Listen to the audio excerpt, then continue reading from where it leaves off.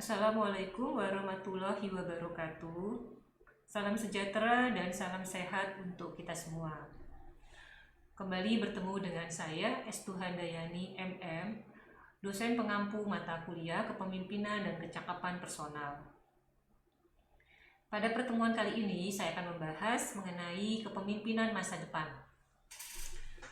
Sebelum membahas apa sih kepemimpinan masa depan itu, kita juga harus tahu capaian pembelajaran yang diinginkan dari materi ini adalah diharapkan mahasiswa mengetahui pemimpin seperti apa yang baik untuk masa depannya dan mengetahui bahwa seorang pemimpin itu harus memiliki beberapa poin, diantaranya harus memiliki jiwa bela negara, leadership, berani memutuskan sesuatu, dapat mengidentifikasi masalah, dapat berpikir positif, dapat membuat action plan dan menyelesaikan masalah. Itu adalah capaian pembelajaran yang diharapkan dari materi ini.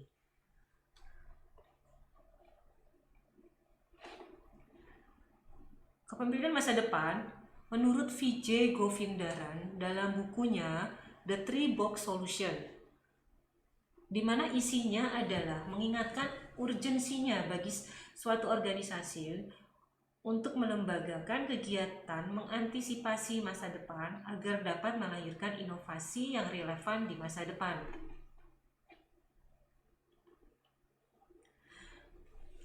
Kemudian juga menurut Vijay, tiap organisasi itu perlu memiliki kegiatan yang berorientasi pada 3 kotak di bawah ini, yaitu ada masa lalu, masa kini, dan masa depan.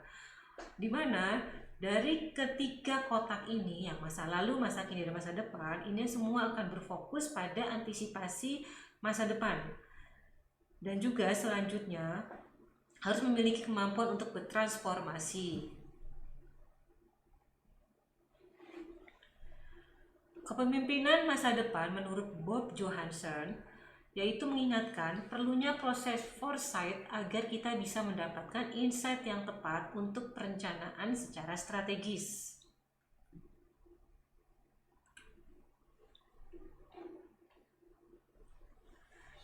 Sedangkan kepemimpinan masa depan menurut Mary Parker Ford tahun 1926, pemimpin masa depan akan memiliki karakter dan kapabilitas sepanjang sejarah, yaitu kemampuan untuk melihat perubahan dan mempunyai kesiapan untuk memberi visi dan kepastian ulang bahwa perubahan dapat dikuasai, mempertegas kehendak kelompok, dan memberikan semangat untuk mengoptimalkan kemampuan organisasi.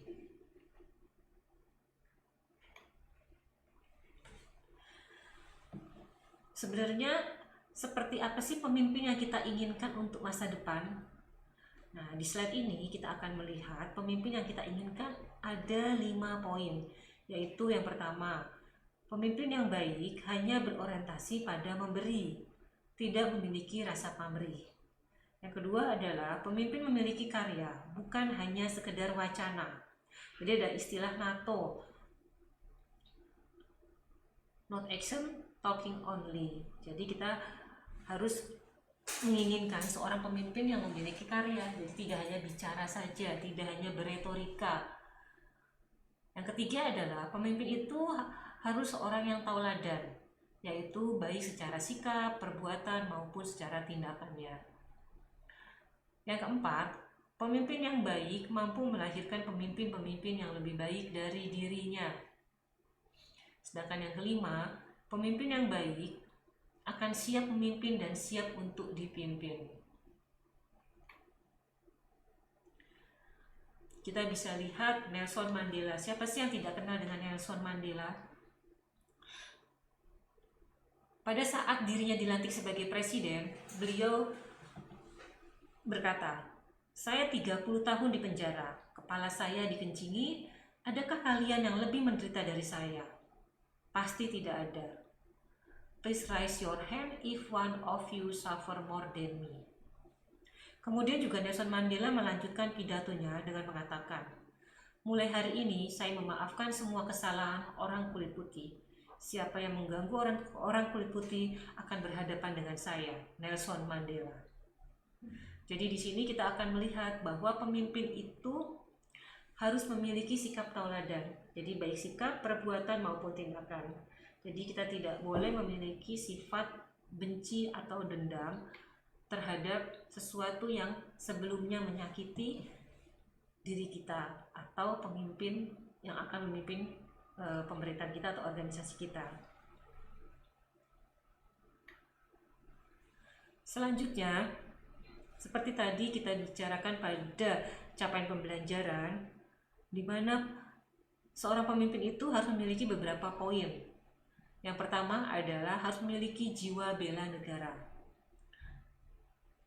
Bela negara ini merupakan sikap dan perilaku warga negara yang dijiwai oleh kecintaannya kepada NKRI berdasarkan Pancasila dan Undang-Undang Dasar 1945 dalam menjalin kelangsungan hidup bangsa dan negara seutuhnya. Dalam bela negara terdapat beberapa unsur, yaitu harus cinta tanah air, memiliki kesadaran berbangsa dan bernegara, harus yakin akan Pancasila sebagai ideologi negara, harus mau rela berkorban untuk bangsa dan negara, kemudian harus memiliki kemampuan awal bela negara. Selanjutnya adalah leadership, di mana leadership ini harus memiliki jiwa berani dan pengorbanan. Jadi kalau ada seorang pemimpin tidak memiliki jiwa leadership, maka kepemimpinannya akan sangat diragukan. Karena itu tadi, pemimpin itu dia harus berani dan juga harus berani berkorban. Leadership itu berhubungan erat dengan keberanian. Hanya orang-orang berani saja yang memiliki kepemimpinan dan berhak menyandang panggilan sebagai pemimpin. Pada denyut nadi kepemimpinan mengalir darah-darah ketauladan, kepedulian, dan pengorbanan. Tanpa pengorbanan, kepemimpinan akan kehilangan suatu makna.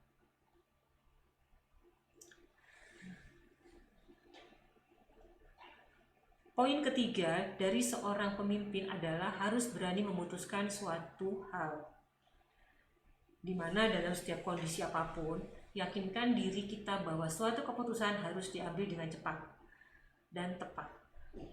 Kemudian selalu terdapat risiko dalam hidup ini dan masa depan adalah milik mereka yang berani menghadapi persoalan dengan gagah ketimbang mereka yang lari dan bergerilya di belakang. Kemudian juga biasakan dekat dengan masalah. Masalah adalah sesuatu yang harus dihadapi, bukan untuk dihindari. Ada istilah para filsuf sudah sejak dahulu kala menunjukkan bahwa masalah selalu memberikan arti bagi kehidupan. Ada juga istilah kalau seorang pemimpin tidak dapat menemukan masalah, berarti pemimpinan akan diragukan. Jadi masalah itu jangan kita takuti, tapi harus kita hadapi dan kita cari bagaimana cara menyelesaikan, bagaimana memutuskan masalah ini untuk segera diselesaikan dengan baik. Yang keempat adalah seorang pemimpin harus dapat mengidentifikasikan masalah. Di mana dalam mengidentifikasi masalah ini, pemimpin harus melakukan dengan cepat. Kemudian juga harus menggunakan sistem dan orang-orang yang dapat mengajari para pemimpin. Kemudian dibutuhkan bukanlah orang-orang yang penting, tetapi orang yang mau menyampaikan dengan benar apa yang dihasilkan dalam identifikasi masalah. Kemudian juga pemimpin harus terlibat dalam proses, jangan berpangku tangan menunggu hasilnya saja. Kemudian selanjutnya yang kelima, seorang pemimpin harus dapat berpikir positif, di mana seringkali kita perlu memperbaiki atau mengubah suatu masalah, di mana masalahnya biasa saja, tetap sama, tetapi dengan berpikir positif kita bisa merasakan suasana yang berbeda. Jadi dengan suasana berbeda akan lebih timbul rasa antusias, di mana antusias ini modal penting untuk pengambil keputusan dan menciptakan suatu perubahan dalam suatu organisasi.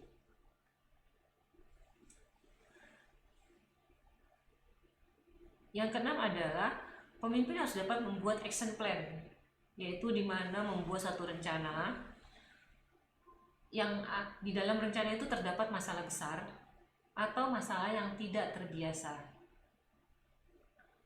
Karena tidak terbiasa bekerja dengan rencana, para pemimpin seringkali tidak menghormati, bahkan cenderung melangkahi rencana-rencana yang dibuat oleh para pengikutnya.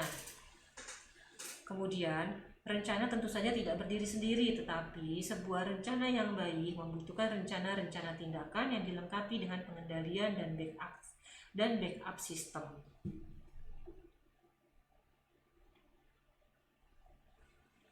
Yang terakhir adalah seorang pemimpin harus dapat menyelesaikan suatu masalah, di mana seorang pemimpin dapat membedakan antara orang yang mempunyai masalah besar, who has a big problem, dengan orang yang membuat masalah menjadi besar, who makes a problem big. Kemudian juga kebanyakan kita sering berteriak, punya masalah besar atau menuding orang lain punya masalah besar. Yang benar adalah kita telah bereaksi secara salah terhadap suatu masalah. Dengan cara demikian, kita telah membuat sebuah masalah menjadi masalah besar. Selanjutnya adalah cepat menyelesaikan suatu masalah sebelum masalah itu menjadi besar dan menyebar kemana-mana dan menjadi suatu musibah. Ini akan menjadi lebih parah ya. Jadi sebelum masalah itu besar, kita sudah harus dapat menyelesaikan masalah tersebut.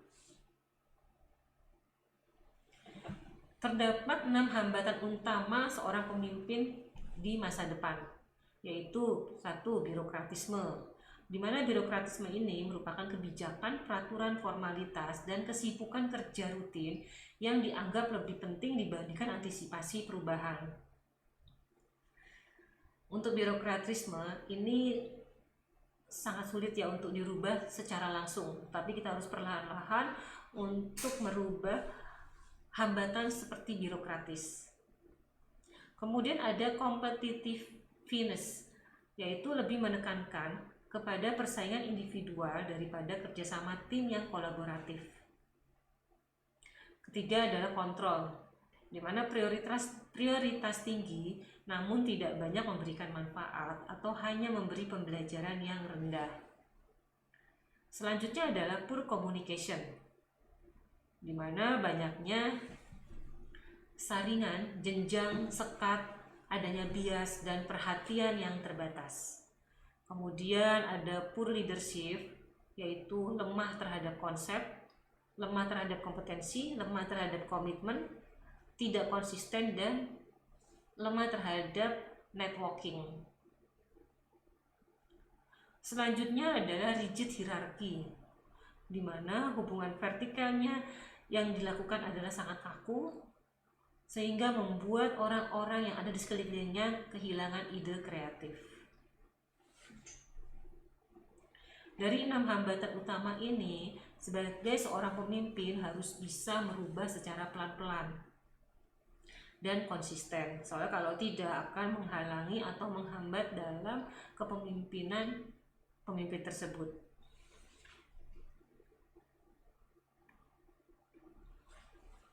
Seorang pemimpin juga dia harus banyak belajar, yaitu ada shift of paradigma dan shift of mindset.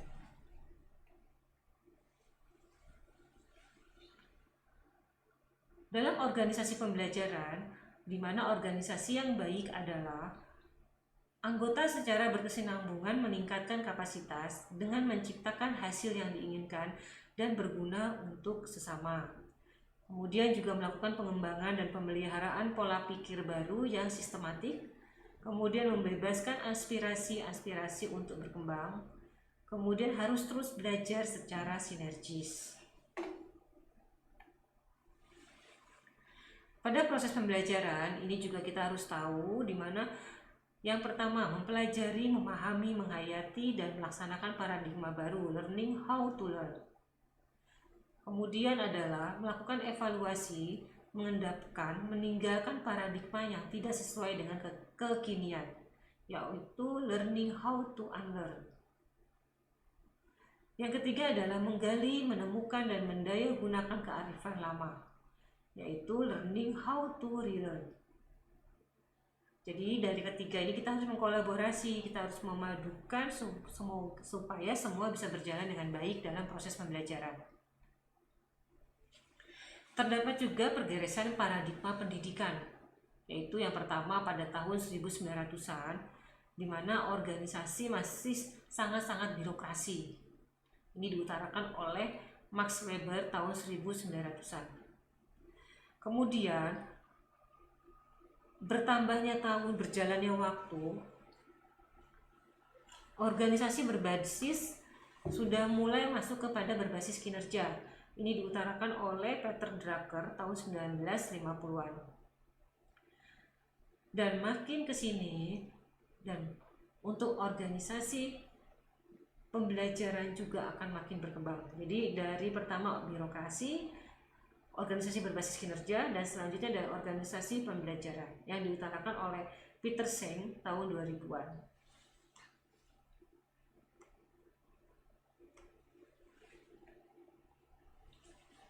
Beberapa tindakan dalam menghadapi perubahan, yaitu seorang pemimpin itu harus mau belajar sepanjang hayat. Jadi jangan sampai kita merasa sudah pinter, oh sudahlah saya tidak perlu belajar, tapi pembelajaran harus dilakukan sepanjang hayat. Kemudian harus membangun organisasi pembelajar dengan menggeser cara berpikir dan berinteraksi, harus memiliki pola pikir positif, harus memiliki pola pikir analitis, dan kemudian juga memiliki jejaring hubungan dan dapat melakukan kolaborasi.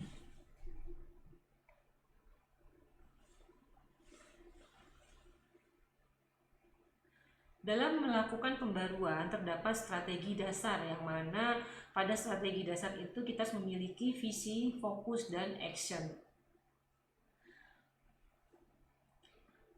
Untuk action, kita melakukan 3 bagian, yaitu alignment, commitment, dan alignment. Yang mana alignment pertama itu adalah equality, harus ada mutual benefit, ada networking, ada kolaborasi. Sedangkan untuk komitmen ini terdiri dari ada bagian informasi, ada bagian choice, trust, openness, responsibility, dan involvement. Kemudian untuk tindakan alignment akhir adalah ada challenge, opportunity, training and guidance, support, dan reward. Jadi semua ini adalah strategi dasar pembaharuan yang harus kita kolaborasikan bersama. Jadi saling berkaitan ya ini ya.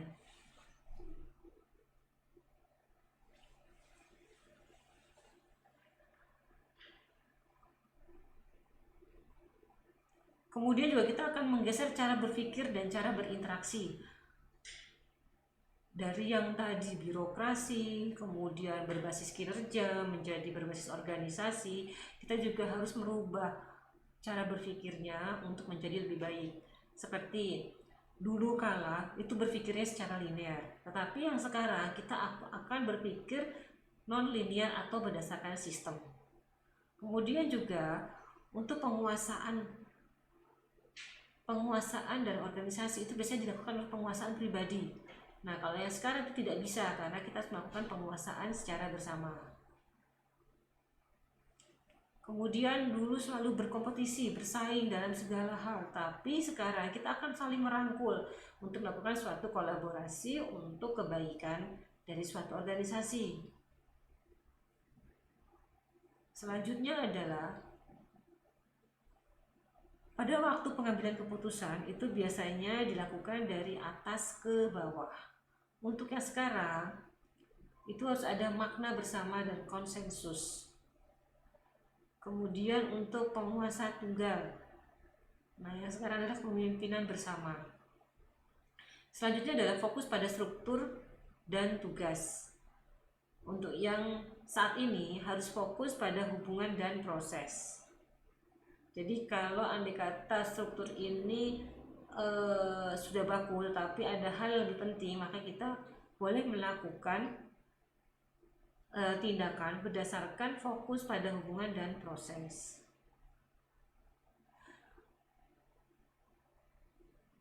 Pada aturan lama itu biasanya terngiang bahasa untuk diri sendiri atau membanggakan pribadi, yaitu dimana aku loh, kami yang buat, kalian yang melakukan kesalahan, mereka adalah bagian dari sesuatu yang tidak baik.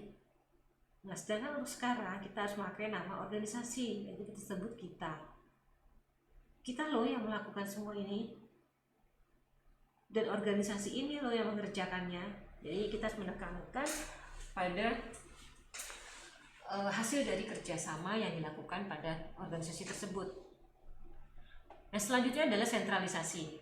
Nah, sekarang berkembang menjadi desentralisasi. Selanjutnya adalah kejadiannya sesaat, tetapi kalau untuk periode perubahan ini harus dinamik. Kemudian dahulu kala itu selalu ada debat dalam menjalankan sesuatu atau dalam menghasilkan keputusan. Nah, untuk saat ini kita tidak perlu melakukan debat, tetapi yang kita lakukan adalah dialog dan diskusi terampil atau musyawarah. Kemudian dulu kita cuma mendengarkan, setelah mendengarkan tidak ada solusi dalam penyelesaian masalah. Tapi untuk yang sekarang kita harus menyimak, tidak hanya mendengarkan tetapi menyimak, dan harus dapat memberikan solusi terhadap masalah tersebut. Selanjutnya adalah organisasi birokratik yang tadi sudah dibahas. Ini sudah ada pergeseran di tahun 2000, yaitu organisasi pembelajaran. Dari pemaparan materi kita dapat menyimpulkan di mana seorang pemimpin perlu menetapkan arah kebijakan strategis jangka panjang.